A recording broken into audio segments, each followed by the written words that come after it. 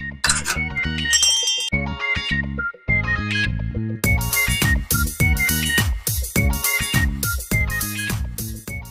lovely people, hi guys, welcome to my YouTube channel. If you're seeing this pretty face for the first time, my name is Peace Osaro. If you're my returning subscriber, you're welcome back to my YouTube channel. So as you can see from the topic guys, like this is a unique topic. I've always wanted to talk about this topic for the longest time now, and I'm so glad I'm doing this now because it's about mental health. Yes, disclaimer, I'm not a mental health expert. I'm making this video based on my own personal experiences and based on my research, so please take note of that. So talking about mental health has to do with our emotional, our social and our psychological well-being. This has to do with how we think, how we feel, how we relate with people, how we relate to things and all of that. I've not really been this kind of person who pays so much attention to her mental health, but well, that's in the past, not anymore. So a lot of things happen, like stress.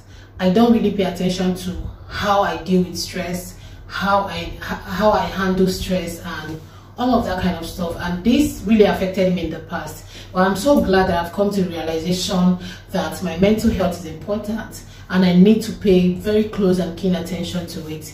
And that is why I'm making this video, to help other people who might be going through some kind of mental illness or something that has to do with their state of mind. This video might really be of help to them, and that is why I'm making this video. So your mental health is really important at every stage of your life, from your childhood to your adolescence, even to now as an adult.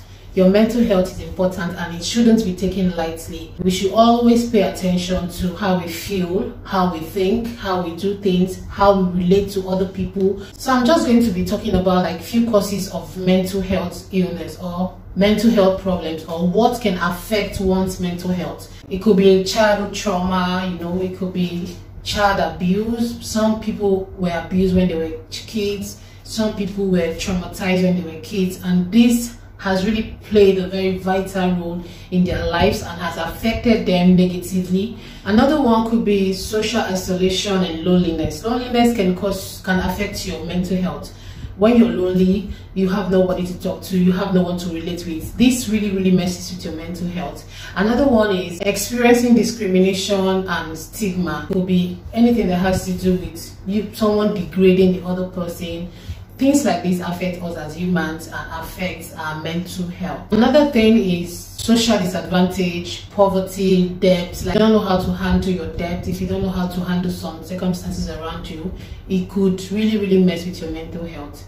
So I'm just going to give you like 10 tips on how you can take care of your mental health. Your mental health is really important. You should take good care of your mental health because it affects almost everything about you. So your mental health should be a priority. It should be something you should pay very close and keen attention to and not just neglect. So number one on my list is building your confidence.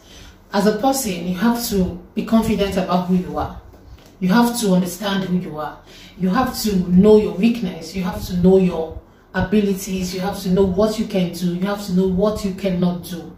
Once you understand that, it's giving you a sense of understanding of yourself. So this will also help your mental health because you are confident in yourself. So you just have to look out for the best.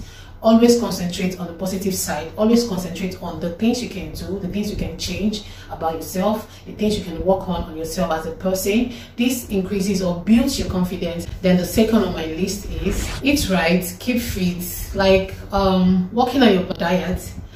I am guilty of this because sometimes I eat things I'm not supposed to eat, especially things that are high in calories, and at the end of the day I start feeling some kind of resentment towards myself. I start feeling bad, like I shouldn't have done that. But once you start watching your intakes, what you eat, what you ought not to eat, to give you this sense of like relief that okay, you're doing the right thing and you're eating right, you're keeping fit, exercising. When you work out, there's this energy you get, there's this energy you have after working out. You feel so rejuvenated. Your mind is cleared, your head is cleared. It makes you so energetic for the day. It makes you think straight, honestly, and it really helps your mental health. So the third on my list is making time for family and friends. Honestly, I think this is something most people don't really pay attention to. Some be like, oh, I just want to be all by myself, I can do this by myself. Honestly, for your mental health sake, you need people around you. You need good people around you. You need your family. There are sometimes you feel so down, you feel so empty, but just one phone call, it doesn't necessarily mean you must see the person face to face or one-on-one. You just have a phone call with maybe a family member or a friend, and you have this sense of relief. You are able to pour out your heart or tell someone how you feel, and the person is able to even relate with how you feel. This helps your mental health a lot. But talking about people, it doesn't mean you're going through some kind of stress and you should just rant to anybody. No, you should know the kind of people you have in your circle. You should know people you can talk to, people you can confide in that would understand you. Those are the kind of people I'm talking about, not just anyone. Talk to them, air out how you're feeling, and this could just help your mental health state, and to relieve you a lot from mental stress. The fourth on my list is give and accept support. As humans, we need to learn how to give people support. By you giving someone support, it could be an advice, about financial support, emotional support. You are in return helping yourself. Because at the end of the day, if you talk to someone going through a lot and they'd be like, thank you so much, I feel so relieved, you talking to me, you advising me. In the other way, you are also helping your own mental health, because it makes you feel fulfilled. It makes you feel you've given help to somebody, you've supported somebody. This also helps your own mental health. Giving support and receiving support helps your mental health. So whichever you're doing, whether you're giving someone support, whether you're receiving support, it helps build or it helps your mental health. The next on my list is creating a meaningful budget. Well, like finances, I am sitting pretty on this table, because when it comes to finances, I can easily get stressed. Anything that has to do with money, I can easily get stressed mentally, So I have come to the realization that I need to learn how to manage my budget. I need to learn how to plan my budget and not just wallowing in anguish after I must have done something I'm not supposed to do financially. I have to start planning on how I spend money. I have to start planning on what I'm spending my money on, honestly. So this brings us to focusing more on our needs than what we want. If you're more focused on your needs, you're going to see that your budget, at the end of the day, you'll be fulfilled, because the things you do with your money are things that are necessary and not just things that are not necessary at that point. If you focus more on what you need, it's going to help you have this sense of fulfillment that you've spent your money wisely and you've budgeted your money, you're planning your finances in the right directions. It sends a sense of relief to your mind, and this helps your mental health. Don't spend to impress people, because at the end of the day, it's just you and you. You are the one to go through the stress, and not people you are trying to impress. Let's just head over to the next point, which is volunteering, or being a volunteer. Being a volunteer helps our mental health. It could be in any way, in a community, in an outreach, in church, partaking in an activity that is benefiting people, or you're doing something for the public. When you volunteer, you do something not expecting money from your heart. It gives you this sense of satisfaction and purpose. So the next on my list is learn how to manage your stress. When it comes to our daily lives, when it comes to how we live our lives, stress is something we can't even take out, because no matter how you try to avoid it, you must encounter stress, no matter how little it is. So knowing how to manage stress will really help your mental health. Stress can be really overwhelming. There are some things that happens to you, you feel really overwhelmed, and this could mess with your mental health. So when you know how to manage stress, when you know how to deal with stress accordingly, this will give you a sense of of understanding that you are aware that stress is inevitable and you should know how to manage it. You should know how you can deal with stress, because this life, it's just one. If you don't manage stress, stress will manage you. You have to learn how to deal with stress, no matter how little it is. And we all have our goals, we have our targets, that we have set aside. When it comes to stress, you don't allow those things to like overwhelm you. You don't allow your goals to like pressure you into overthinking, like pressure yourself. I must do this, I must do that before, even if it's not wrong to set a deadline for your goals and your targets, but you overthinking about it could mess with your mental health. So you have goals, you have plans, and that is where the God factors comes in because I can't forget that factor. You just have to do your best, honestly. Do your best and leave the rest for God. And that is where the other point comes in. Do what you know you can do. Change what you know you can change. Fix what you know you can fix. And just leave what you know you can handle. Because when you start overthinking about all these things, I have to manage, I have to get to this goal, I have to achieve this, I have to do that.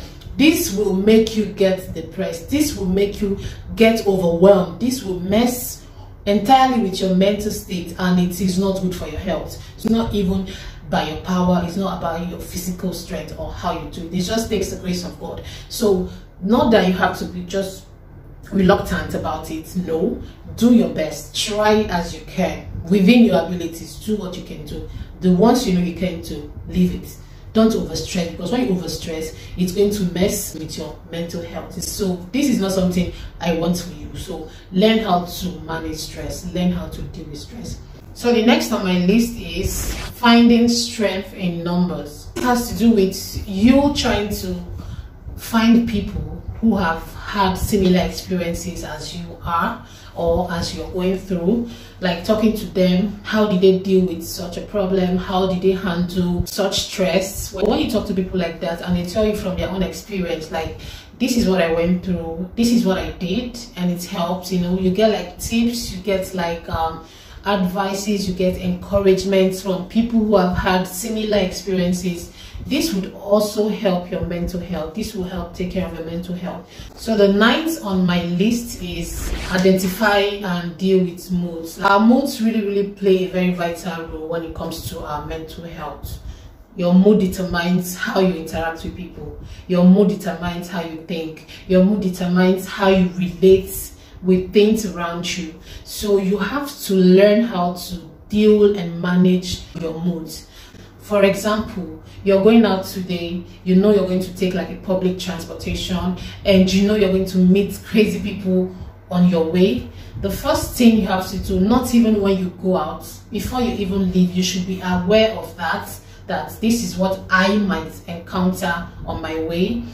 When you've had that consciousness, it gives you a sense of, okay, whatever happens today would never affect my mood. Whatever I see on my way would not affect my mood. You have that consciousness of controlling your mood, of handling your mood, of dealing with your mood. So when you go out and someone tries to like push negativity towards you, you having that consciousness already would not even, it makes it look like it's not as big as it seems, you understand? So if someone steps on your toes, someone tries to push their negativity out on you, you're just going to push it to the side, because you are conscious and you are aware already.